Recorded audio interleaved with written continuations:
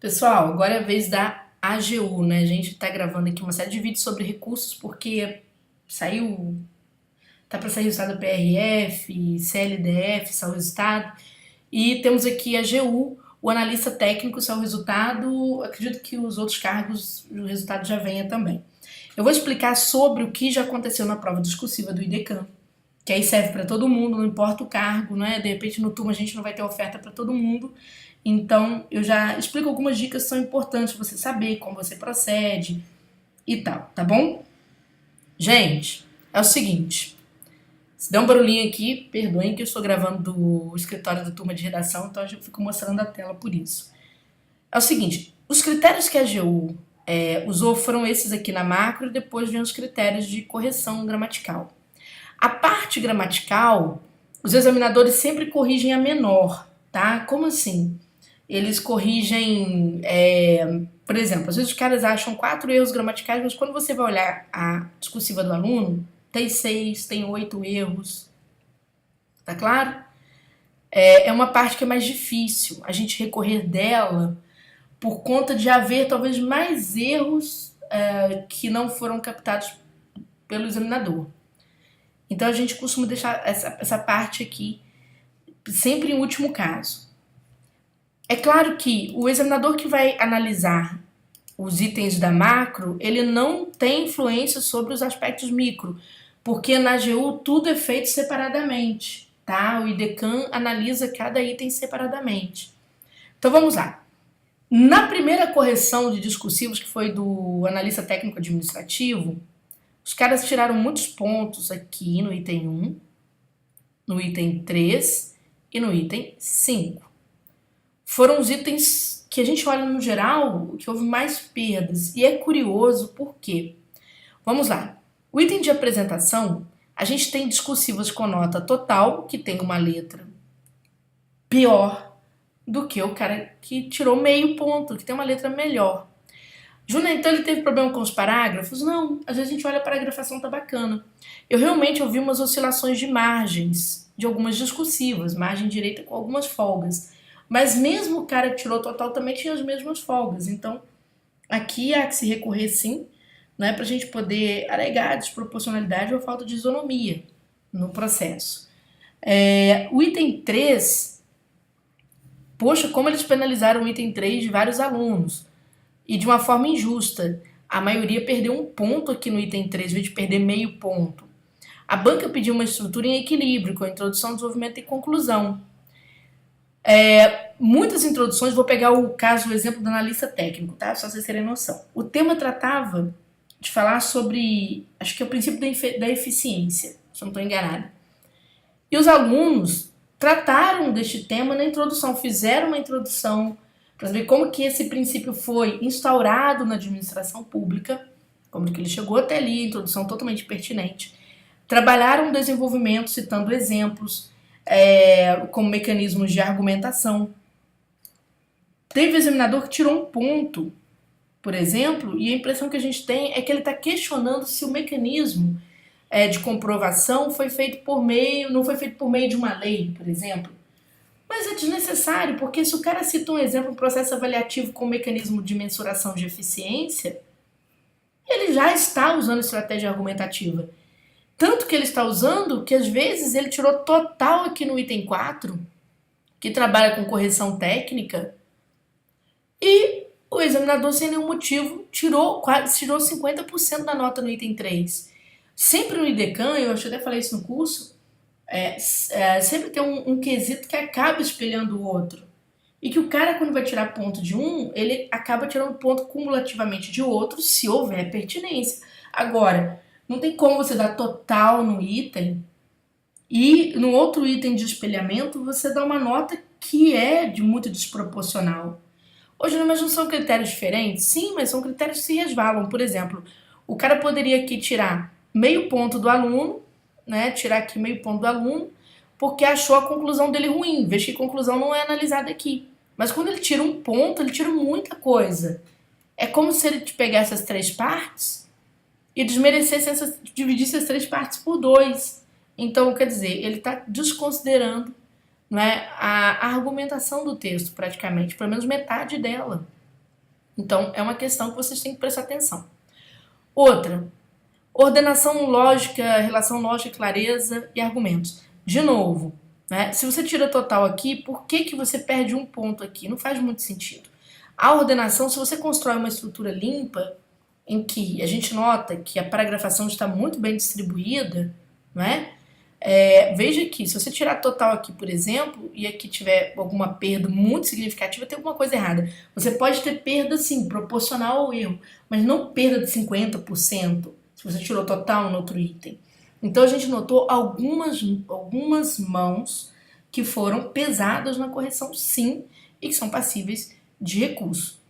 Bom, mas vamos falar um pouquinho sobre esse recurso do IDECAM, né? E o que é válido. Gente, quem precisa recorrer? Quem está aprovado? Como assim, Júnior, quem está aprovado? Então, os veteranos já sabem dessa onda. Eles sabem muito bem que, às vezes, a banca concede 3 pontos para um recorrente. Tinha um cara ali aprovado na rabeirinha do foguete. O que acontece com ele? Ele sai da classificação das vagas porque o outro passou com seus 3 pontinhos à frente dele. Muito cuidado com isso em concurso público. Quando a gente vê resultado preliminar, a gente não sai estourando foguete, não. A gente fica quietinho, a gente faz oração, a gente se recolhe, a gente fecha a boca, não é? E a gente se defende. A gente faz um recurso de defesa. Eu tenho um dinheirinho sobrando. Pague o recurso de defesa. E, se possível, escolha o melhor recurso até para você mandar. Então, isso é muito importante. O cara que está quase passando, também, falta pouquinho ponto para ele. Então, ele precisa calcular exatamente em que situação ele está. Não é? Ele tem que pensar o órgão público. Será que a AGU tem tradição de nomear bastantes pessoas? Qual que é o prazo de validade do meu concurso? Vai valer a pena eu entrar numa lista de espera? Por que eu falo isso, gente? Eu vou mostrar uns resultados aqui que já estavam abertos por conta do pessoal da polícia, porque eu acabei de gravar um vídeo pro pessoal da PRF aqui. Aliás, eu vou ter que abrir aqui novamente porque eu fechei sem querer, né? Que são esses assuntos aqui.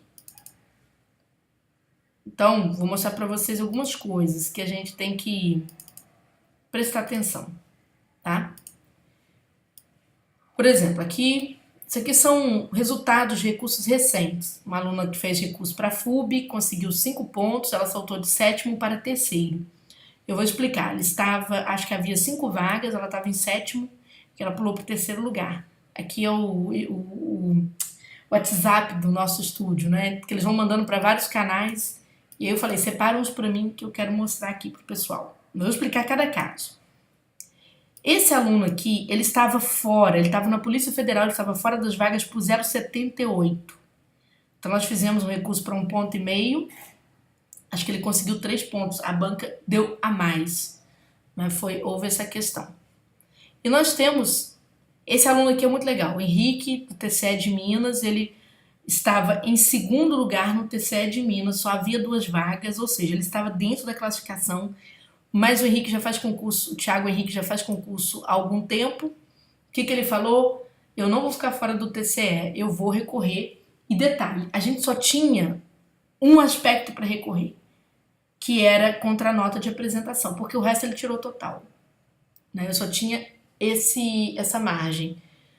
Ele ficou muito bem, conseguiu seus meio ponto que ele precisava e ele ficou classificado na mesma posição, mesmo 2º lugar. Ou seja, quem estava atrás dele tinha conseguido pontuação para passá-lo se ele tivesse ficado inerte. Esse é um caso bem sério. Eu trabalhei pessoalmente em cima desse recurso por conta do que esse menino falou. Agora eu vou explicar a vocês por que essas pessoas conseguiram e outras pessoas, às vezes, que a gente vê provimento, não conseguem. Vou explicar 2 processos aqui que são muito importantes. Processo do recurso completo e processo do recurso conjunto. Recurso conjunto. Vamos lá. Tem aluno que chega na fase de recursal que ele está tão desesperado que ele vira para mim ou para qualquer colega em outro preparatório e fala assim: faz o recurso para mim, pelo amor de Deus, pelo amor de Deus. Ele não estuda a prova dele. Ele não tem consciência de quantos pontos ele precisa. Ele não quer mexer com a prova dele. Ele fecha os olhos e pede o recurso completo. É claro que eu tenho 20 anos de carreira no serviço público. Ainda assim, fico perguntando ao aluno meio milhão de coisas. Mas eu confesso que é um recurso do qual eu não gosto de fazer. Um recurso que eu não gosto de pegar para fazer, melhor dizendo. Por quê? Porque é como se o aluno jogasse a gente assim, jogasse a gente no mar, joga a boia, ó, minha prova tá aqui, dá o seu se vira. Por que eu não gosto de fazer? Eu vou explicar este recurso aqui, que eu cobro até mais barato por ele. Eu falo, ó, R$ 100 mais barato, para me fazer duas coisas, porque eu fico atrás daqueles resultados ali que vocês viram. Duas coisas. Primeiro, eu preciso que o aluno converse comigo. Qual é a posição dele no concurso? Ele precisa conversar, me falar, Júnior, eu estou em posição tal, eu estou aprovado. Olha só, professor, eu analisei minha prova inteira, eu acho que o item 3 dá para eu recorrer, porque eu escrevi isso assim, assado, o que você acha? O aluno indica a posição, ele indica a situação dele, ele analisa a prova dele junto comigo, com a minha equipe. Então, a gente fica mais seguro para trabalhar e a gente tem informação mais pontual. Por quê? Porque no momento em que você estudou para o concurso, você às vezes estudou para determinada bibliografia, ou determinada referência, determinado curso, que, por exemplo, o autor trabalhou, você trabalhou, por exemplo, na área de administração com Tia Venato. Mas lá na banca veio, o cara colocou outro padrão para sua argumentação ou desconsiderou que aquele argumento seu era válido. Então a gente precisa entender qual foi sua linha. Então quando você conversa, fica mais fácil. A gente demorou muitos anos para descobrir isso. Que o aluno conversando com a gente era aquela situação de maior provimento. E como que a gente descobriu? Quando a gente pegava numa mesma turma, às vezes um cara que tinha provimento para recurso de forma muito clara e o outro que tinha um provimento mais ou menos entrava, o muito claro ficava de fora. Quando a gente resolvia rever todo o percurso, mas o que será que aconteceu? Será que é culpa só do examinador? Não, o que a gente descobria? O aluno que ficou ali conversando, falando, fazendo com que a gente lapidasse mais o recurso, foi o aluno que conseguiu. Em média, em maior número do que consegue. E por que ele consegue? Ele faz uma situação muito interessante pra gente com o recurso. O que ele diz? Por exemplo, como que isso é importante? Só pra vocês terem noção. Eu vou pegar o aluno que passou no TCE de Minas, aquele aluno ali. Aquele aluno já estava classificado em segundo lugar. Já estava em segundo. Ele só tinha vaga nesta nota aqui, apresentação. Tá? Só tinha, porque ele tirou meio ponto, o resto ele tirou total. Eu olhei para a apresentação e falei, meu filho, a apresentação é tão difícil, a banca CD, mas tão difícil. Então vamos ver qual vai ser a argumentação que a gente vai usar. E ele vai falando, né? Vai falando, professora, esses meio pontos, se você pedir 0,25 para mim, já tá bom demais. Show, foi o gancho que eu achei. Por quê? A letra dele estava perfeita, o parágrafo perfeito, porém a margem é que oscilava um pouquinho. Aí eu falei para o examinador, peraí, se valia um ponto e ele oscila em um dos elementos, de 3 elementos, você não pode tirar meio, né? Eu vou ter que tirar, vou ter que dividir esse 1 aí por 3. Então eu vou te pedir para majorar a redação do aluno em 0,33.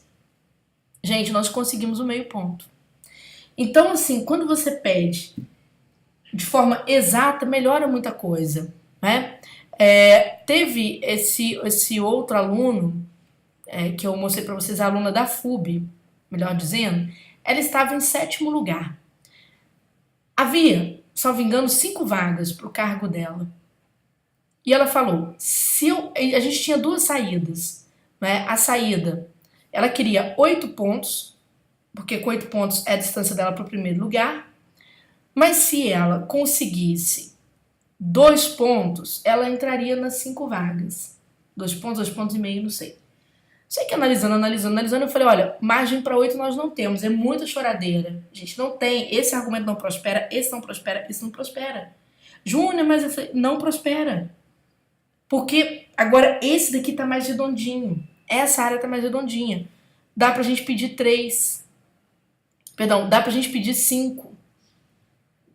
Ela falou, então vamos com 5. Porque dá pra pelo menos ficar entre os classificados, né? E nós fomos com 5, conseguimos os 5 pontos. Então, gente, é nesse ponto que eu digo, o recurso conjunto, ele é mais barato, ele custa R$ 100 mais barato, e O que eu preciso? Eu preciso que você digite seu texto para mim, né? Envie o texto digitado, a discursiva digitada, separando seu discursivo por partes, ó, introdução, vai da linha 1 a 5, aí você vem cá e digita para mim. Em quê? Fonte, Verdana, tamanho 12. Adianta muita coisa, tá? E me diga exatamente sua posição, o que você espera. Tem aluno que manda tudo, ele manda quase a referência bibliográfica que ele quer que coloque. Lógico que a gente vai lapidando, que não dá para colocar tudo que o aluno manda. Tem aluno que manda e-mail, que é praticamente um dossiê, que quase ele mesmo faz o recurso dele. Então, a gente lapida aquilo tudo falando, nós vamos com um elemento que é o suficiente. Esse aqui é o mais eficaz. Por quê? Porque é oficial, porque é isso, porque é aquilo. Então, quer dizer, é dessa forma que funciona. Se eu não oferecer para o seu cargo, e você quiser fazer o seu recurso, né, e mesmo que eu ofereça e você queira fazer seu recurso, que todo mundo pode fazer recurso, não importa a posição. Mas como eu digo, eu prefiro aquele aluno ou que já está aprovado ou que está quase passando.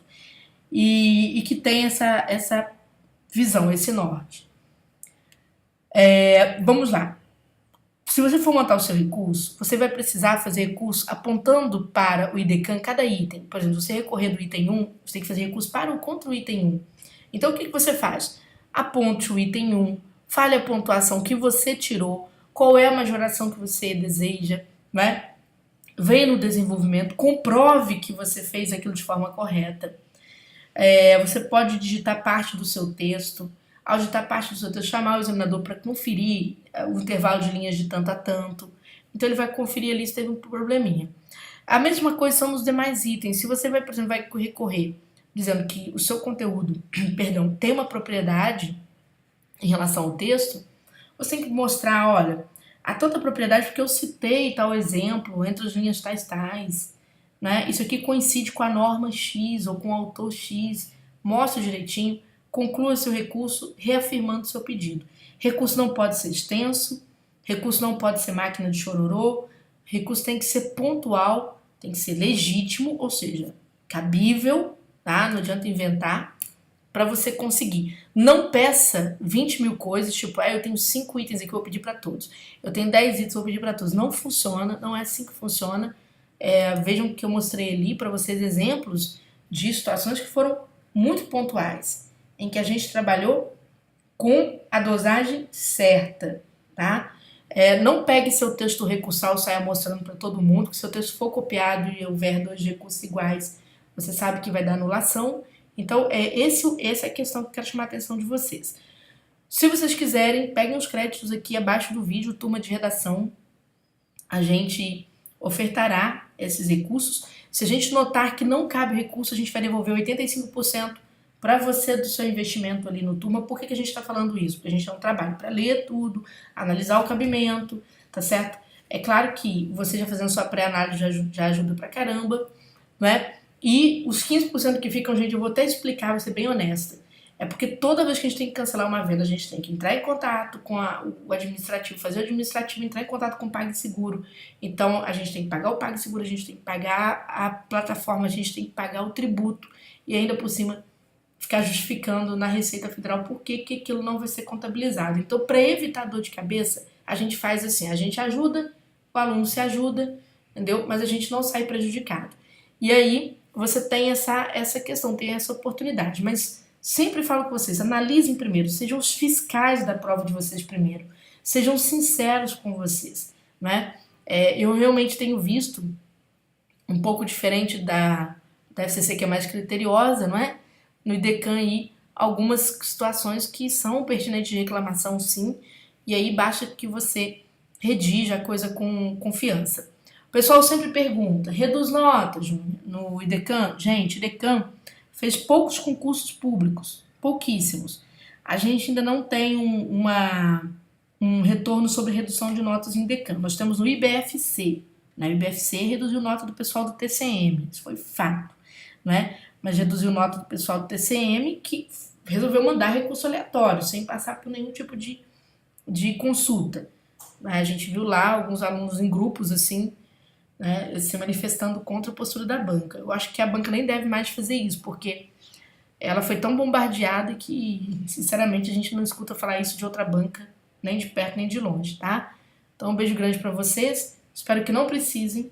Se precisarem, né? A gente vai ter aí 5 vagas de oferta, a gente vai analisando o que cabe, o que não couber nós vamos dispensar com toda a sinceridade do mundo.